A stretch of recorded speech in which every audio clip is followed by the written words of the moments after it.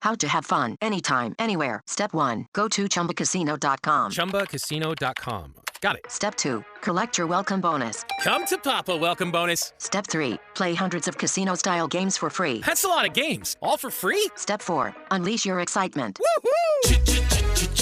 Chumba Casino has been delivering thrills for over a decade. So claim your free welcome bonus now and live the Chumba life. Visit ChumbaCasino.com. No purchase necessary. VGW Group. Void where prohibited by law. 21 plus. Terms and conditions apply.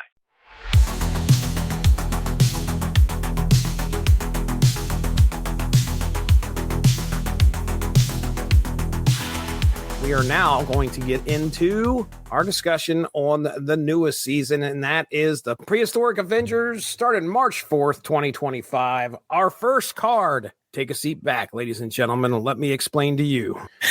I could have just let you started on this and gone and That's done true. some laundry. Agamotto, 5 cost, 10 power. At the start of the game, shuffle 4 ancient Arcana into your deck. The ancient Arcana are as such. Temporal manipulation, 1 cost, 0 power.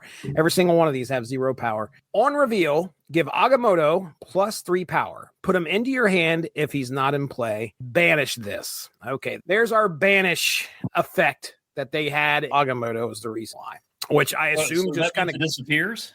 In Magic the Gathering, you had your deck that you drew from. You had your graveyard, which if your card gets destroyed or you use a spell, it goes into your graveyard. If something gets banished, it is removed completely from the game. I don't know if it's called banished. Okay. I can't remember what it's called, but essentially it is gone from the game. You cannot use it. You can't bring it back. You can't do anything with it. Ghost Rider and folks like that. Right. Fenris Wolf can't. Okay, that makes sense. And now, again, this is snap judgment, snap assumptions. I'm assuming that because it would make sense that those are the 3 states of what's going on in cards that you don't have. So yeah, Fenris Wolf can't bring it back. So that's temporal manipulation. Then you got the Winds of Watum, 2 costs, 0 power. On reveal, afflict an enemy card here with -5 power and move it. Then you banish that card. Then you have the Bolts of Balthak, 3 costs, 0 power. On reveal next turn. Wasn't he the guy on Perfect Strangers? Yes, as a matter of fact, he was. Don't banish me, cousin Agamotto. cousin Larry. On reveal, cousin Larry shows up in your lane. Next turn, you get +4 energy, and then you banish the card. And then you have the images of Never Let Your Amulet Tickle. Images of Icon, 4 costs, 0 power. On reveal, transform your other cards here into copies of the highest power one, and then you banish that card. I mean, wow. I don't have the money right now, but I will tell you that once I do, and if I can, I'm getting this season pass because I like this card. I think there's a lot to it. Every single one of those cards sound awesome. I like the fact that you get temporal manipulation will get Agamotto into your hand.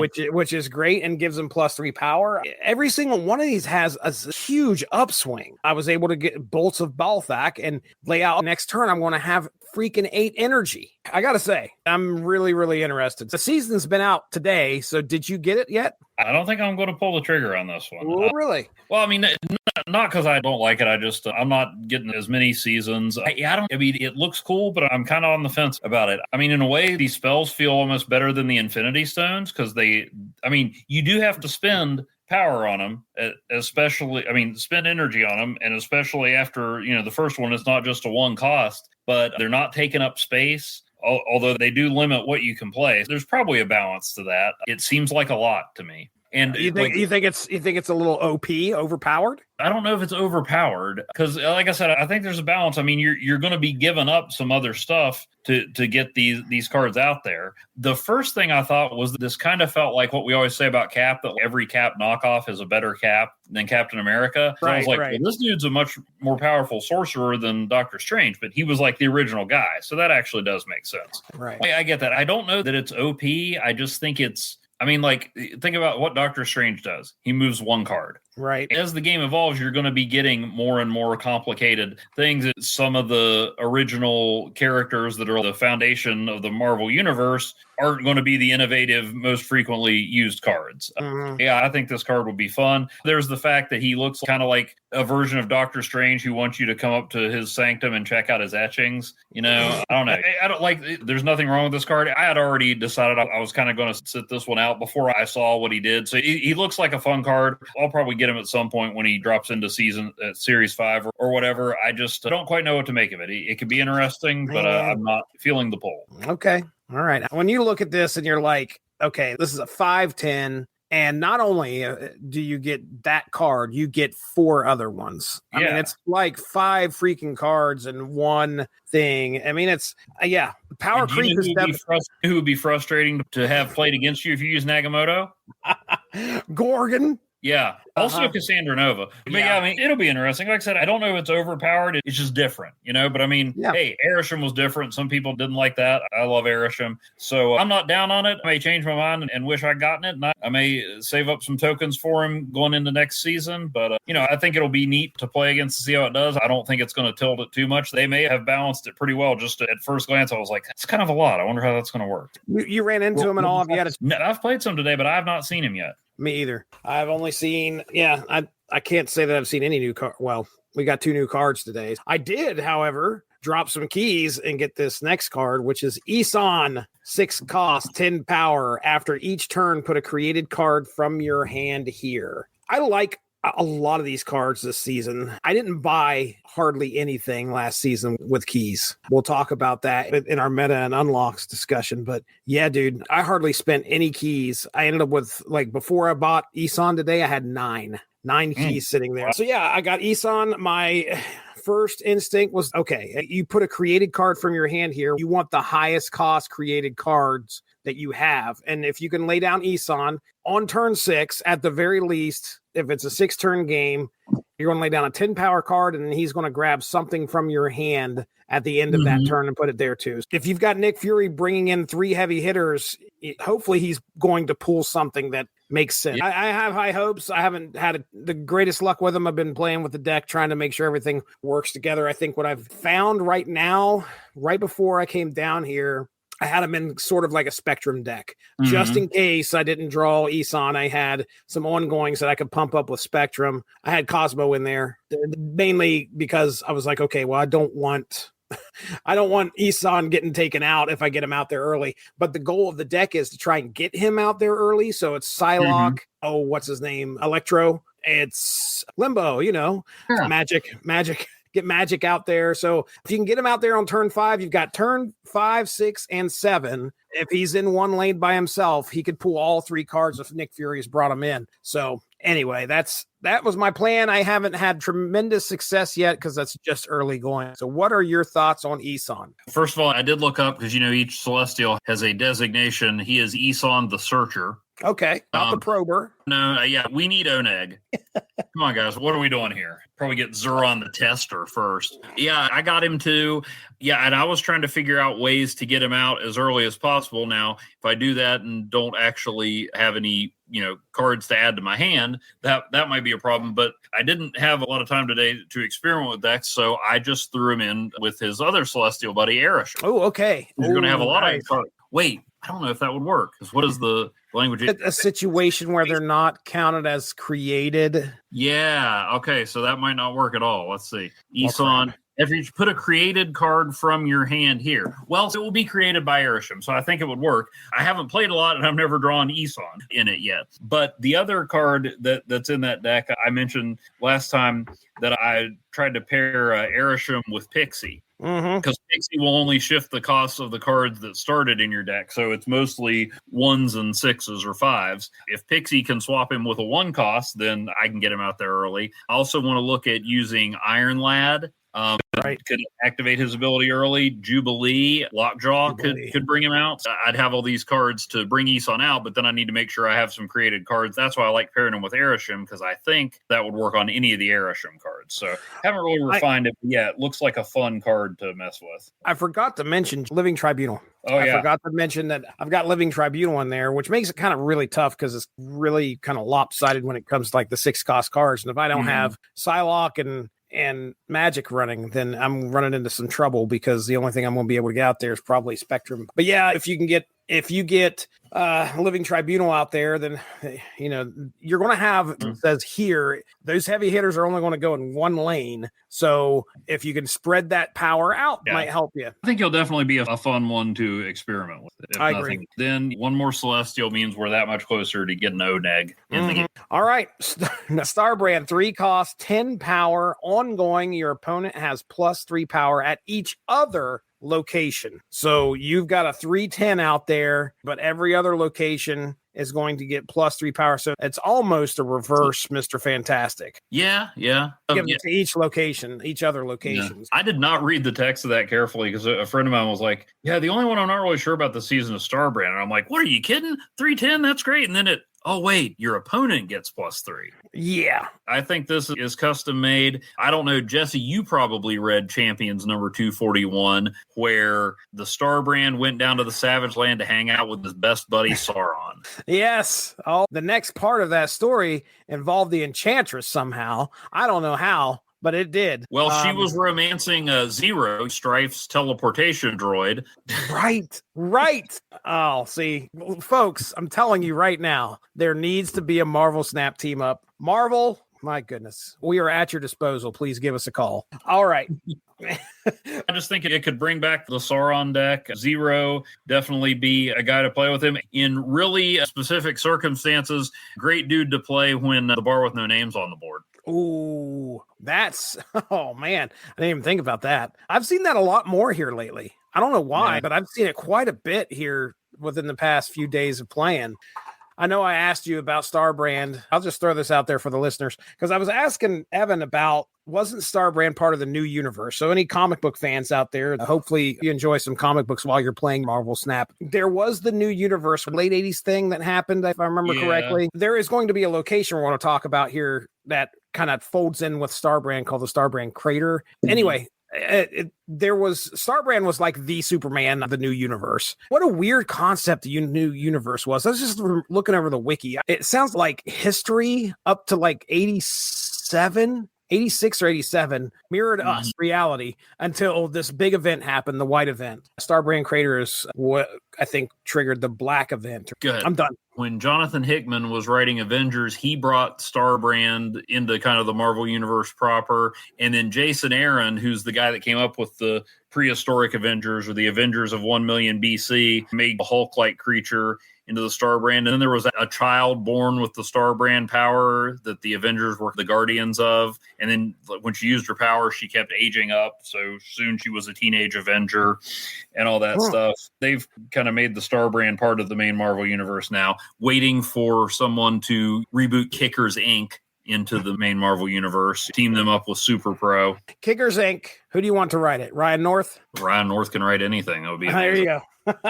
Fabian Nicieza was the guy that brought us Super Pro in the beginning. Peter hey, who knows? Yeah, Ryan North, put Ryan North on anything. Put Ryan North. We got to put it out there in the universe so it'll happen. Yeah. Okay. I'm going to read this description here, and then I need you to tell me about this person. Fire Hair, 2 cost, 3 power. When one of your cards is destroyed, this uses that card's on reveal. All right. Is this a Phoenix? She was the first Phoenix, yes. Also, Thor's other mom. Thor's other mom. I have a feeling Odin is somehow involved. She and Odin were an item back in the prehistoric day, and they revealed the Eternal Saga, which you can find over on Magazines and Monsters. Me and Billy and Ed doing 74 hours on Thor the Eternal Saga. Crazy epic that stops being about the Eternals halfway through and becomes how Thor met his mother. Frigga is not his biological mom. At the end, it was revealed that it was Gaia, the Earth goddess, which is why Thor has such an affinity for Earth. Except then, when Jason Aaron was writing Avengers, we see all these flashbacks. Spoiler alert, if you want to read the Jason Aaron Avengers, which is pretty good, a lot of multiversal stuff. Also, the occasional torture porn. So, mixed bag. But... So at one point it was heavily hinted and then revealed that the Phoenix Force was Thor's mom. Except not really. She just really loved Odin. She really cared about Thor. So she was like his adopted mom, except not his actual adopted mom. Oh, okay. All right, then. So yeah, she's the first earthly Phoenix host. Very interesting. When one of your cards is destroyed, this uses that card's on reveal. Clearly, Carnage has got to be involved. Venom's got to be involved. This is going to be one of those destroy deck staples, I would assume. Although I feel like the destroy deck has just got no room to get any better. I don't know if this would do it or not. You're right. This will probably mix it up because you're not going to want Venom to destroy Deathlock, and then Deathlock decides to use Deathlocks on reveal and kill everything around it. So I guess there'll be some destroy elements mixed in with some really heavy reveal stuff. It'll be nice against Gambit, but really not facing too much. It is Ryan Seacrest here. There was a recent social media trend which consisted of flying on a plane with no music, no movies, no entertainment. But a better trend would be going to ChumbaCasino.com. It's like having a mini social casino in your pocket. Chumba Casino has over 100 online casino-style games, all absolutely free. It's the most fun you can have online and on a plane. So grab your free welcome bonus now at ChumbaCasino.com. Sponsored by Chumba Casino. No purchase necessary. VGW Group. Void where prohibited by law. 21 plus. Terms and conditions apply. Any of those decks right now. So I don't know. Do you got any good ideas for this card? What are you thinking? Well, I wrote in my notes Killmonger and Joaquin Torres, and then I wrote, why did I say Torres? Well, I mean, whereas it ain't going to work. I mean, I guess it gives you yet another extra Yondu. I mean, if you got a lot of one cost on reveals, I could see pairing her with Killmonger. It's another one I kind of like Eson that I can see possibilities, but haven't quite figured out the best way yet. It's cool because it mixes different elements. It's not a straight up destroy. It does give you some repeat aspects. This is one I definitely want to get. How about this? Collector. Okay. Firehair. You've got you are probably going to do some discard collector stuff here. And then Gambit's going to be involved to chop down like one of last turn. Fenris Wolf's going to be involved here too. Here comes the last turn, 6 power, or you got 6 energy to go. You lay out Gambit along with some other weird reveal that might be in there. And then you lay out Carnage. Is this an ongoing? No, this is just a statement. So it's not an ongoing. So it's going to happen no matter what. It's not an activate. It's just going to happen no matter when a card gets destroyed.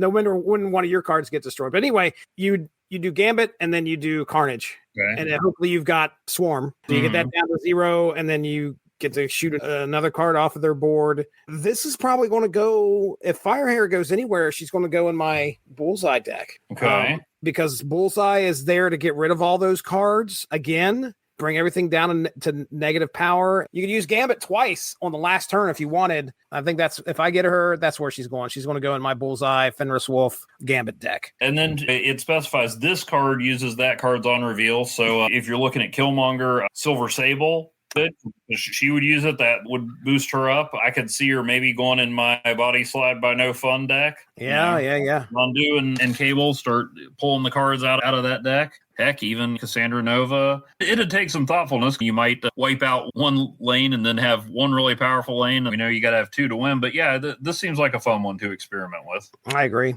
So just real quick, when we get into the first Ghost Rider here, how did I miss that? Well, it's not part of the Spotlight ones. I don't even remember if it was in the dev video, but they said I don't remember going back. So I think this is the high voltage prize. Okay. All right. Well, then let's talk about Khonshu first. Okay. Khonshu, another... Sit back and relax, ladies and gentlemen. Here we go. Now we're introducing something called phases into Marvel Snap. I'm going to need an autographed F. Murray Abraham variant for this. I need an explanation. Is that an artist? No, that's F. Murray Abraham. I think that was the guy who did the voice of Khonshu on Moon Knight. And it's just a fun active name to say. Yes, it is. Khonshu initially comes out 6 cost, 5 power. When it's discarded, return it to your hand in its next phase. On reveal, resurrect a card you discarded to another location with its power power set to 5. Now you could do that. If you can't discard the card, you can still lay this out there and then get another discarded one out there. So it's pretty much a 6/10 at that point. If you get it discarded, it comes back to your hand. It's now a 6 cost 7 power, and everything pretty much stays the same. If it gets discarded, you're going to return it back to your hand in its final phase. But the on reveal, once you lay this down, is to resurrect a card you discarded to another location with its power set to 7. And the final phase is a 6 cost 12 power card. On reveal, resurrect a card you discarded to another location with its power set to 12. The first thing that I thought of was, let's do this twice. If you've discarded, you really don't have to worry about the power of stuff that you're discarding if you get Khonshu. And as long as you can discard Khonshu, you've got a 6 cost 24 point swing. Yeah. Onto your on your side of the board. So I think this is a neat card. I'm really interested to see how it will do in a discard deck. I would probably, my Agatha discard deck, Khonshu would probably work in place of Agatha here, possibly. The point is to get Khonshu discarded by Moon Knight of all people. Or Lady Sif. Or Lady Sif, yes. Or Lady Sif. So I like this card. Again, I really feel like this season compared to last season, this season seems to have, and it makes sense because they're Prehistoric Avengers. We got some pretty big heavy hitters in this deck. Starbrand, Eson, and Agamotto. They're all 10 power, aren't they? Big guys. So I think there's a lot of upside to this season. What are your thoughts on Khonshu? Yeah, definitely looks interesting. Might be a stand-in for Apocalypse in some discard decks. I can. They've talked about several times. Trying to get something a little different with the discard meta. Also, might push Hela out of some decks. And the other cool thing is play them with Silver Samurai or Colleen Wing, who get rid of some of the lower power cards, or Ghost Rider, like we'll talk about. And then he brings back a card that didn't have much power at a 5, a 7, or a 12. That's big. I think definitely interesting. I mean, all these look like cards that'd be fun to mess around with. Well, talking about the first Ghost Rider, 2 cost 5 power. On reveal, discard the lowest power card from your hand. Remove that card's power from this. All right. Now, you added this on a little late. I had no idea that this card existed because we're getting a high voltage apparently this season. So it makes sense to have them in here with the Prehistoric Avengers. That's for sure. My first thought is, okay, I just got to negate whatever's going to happen here with Luke Cage. That's a good idea. He remains at 2/5. Then he's just a slightly better Colleen Wing. Yeah. He discards the lowest power card from your hand.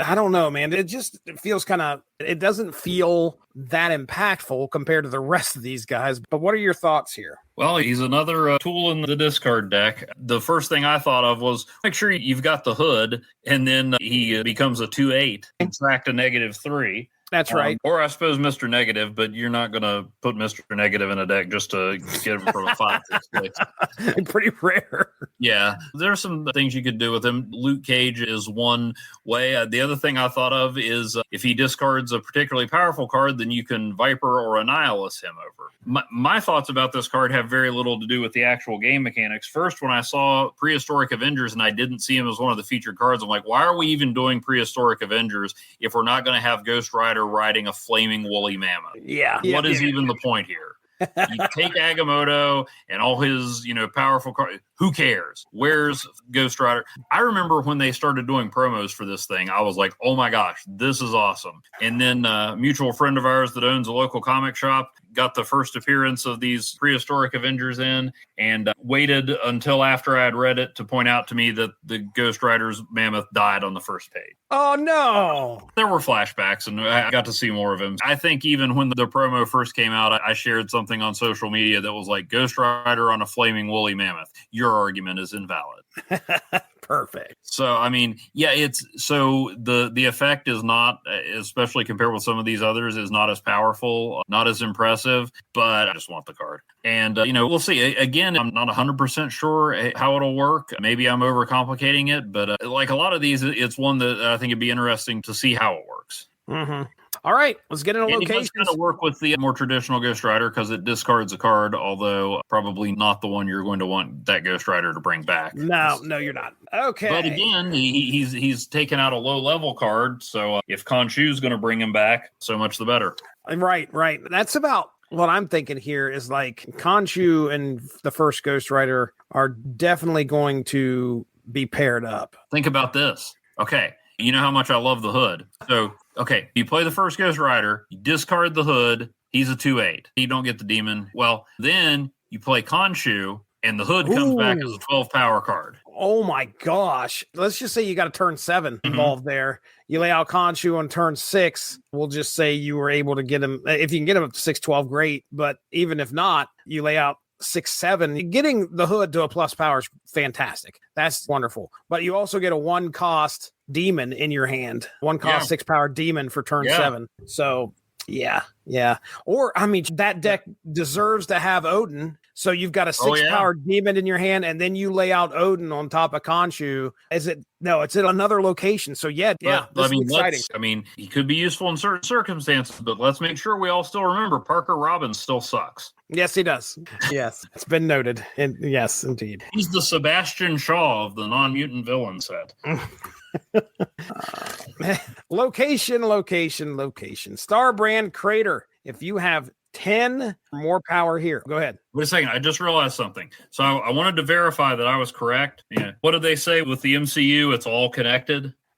Yes. F. Murray Abraham was the voice of Khonshu. And if Google is to be trusted, guess where F. Murray Abraham was born? Where? Pittsburgh. Look out, Starbrand Crater. If you have 10 or more power here, +1 energy each turn. And yes, we were talking earlier tonight about Starbrand Crater, which is canonically in the new universe, I believe, Pittsburgh, Pennsylvania. A meteor struck there, I believe, is what happened because the Starbrand power got put into a meteor. Well, I'd have to read that wiki one more time. Either way, I just remember Pittsburgh was wiped off the map, and I think the reason is because Jim Shooter was from Pittsburgh. I think he launched the new universe, and I think the reason this was done because he left. He left Marvel. I don't think it was the greatest of separations. So some people took over the new universe project and were like, you know what we're going to do? We're just going to obliterate Pittsburgh, his hometown. I remember that being something that came up. But anyway, what was he going to say? Now, I'm trying to remember. I should know this, but it's been a while. That crater, I don't know if that's a reference to Pittsburgh. I feel like there was a Starbrand crater in the Avengers where they tied in with these prehistoric Avengers. I'm certain you're right, because the new universe stuff, I doubt that at any point are these people are referring to the new universe in any way. And I think this is all Hickman and Aaron's stuff. I mean, never say never, Jesse, because eventually we could have August or September a Kickers Inc. themed Snap season. Listen, you know what we need? Ultraverse. Oh. I mean, it's time. It's time that the people at Marvel acknowledge the existence of Prime. It's time that they acknowledge the existence of is it Nightman Yeah. prototype? Why aren't we Jesse, do you know what the title of that season would be? It wouldn't be Ultraverse. What would it be? Cool factor of 12. Cool fact. That's the Unspoken Issues archives, folks. We call it the Ultraverse season, but there's going to be a set of variants that come out. The cool factor of 12 variant. Starbrand Crater. If you have 10 or more power here, +1 energy each turn, this could ramp things up. You're just looking at 10 or more power there, which you can get it fairly quickly if you got some high power cards, and you're going to get +1 energy each turn, which will be kind of nice. What are your thoughts on Starbrand Crater? Oh, yeah. I think it'll be a fun one that could tilt the game in some cases. Starbrand's a guy you'd want to put out there. If you're given +3 at the other locations, but you're getting 1 extra energy for the last 3 turns of the game, that'd help you overcome that pretty well. I know I keep reading Surtur's one of the winningest cards, so those decks would be right at home with this. So, yeah, I think it'd be a fun one. I agree. All right. And then the second one, this is the one that I'm looking forward to. Celestial Burial Ground. Discard a card. Replace it with one that costs the same. How do I not want to mess somebody up with Legion here? It's just statistically impossible for me to look at that and go, I'm going to Legion it, because I'm going to Legion it. Want to Legion the Smithsonian Museum at all? I'm afraid not. Could you imagine what great story in X-Men, the late 90s X-Men, was told when Legion to the Smithsonian? You remember that big battle they had and he brought them into this? Okay, I don't either. It's probably one of those educational comics. That's a PSA about the importance of museums. Learn about history, kids, and don't do drugs. It's the truth. But yeah, man. I mean, go to a museum instead of huffing paint. You really should. Discard a Daredevil one that you read. He fought. Yeah, Vapora. He fought Vapora. Okay. It wasn't Fumi. Okay. No, it was not Fumi. Fumi the gasoline fume. They need to do a sequel where Daredevil and Black Knight team up against Vapora and Huff the Magic Dragon. No, please do. Yeah, I'm all about Celestial Burial Ground. I'm definitely legioning it that day just because I want to cause chaos. So what do you got to say here? Oh yeah, definitely chaos. I assume it's like Weapon X, where it just discards one automatically for you. Which that or Sokovia, those are both pains in the backside. Right. I think you're right. It's going to discard one automatically, but instead of replacing one with your deck, it's going to create one. I think you're right. So, which will be nice for Eson. Oh, nice. I like it. All right. Well, there it is, ladies and gentlemen. Our discussion on the newest season, Prehistoric Avengers, just dropped March 4th, 2025. Thanks a lot for joining us. Make sure to tune in tomorrow for the next installment of Snap Material.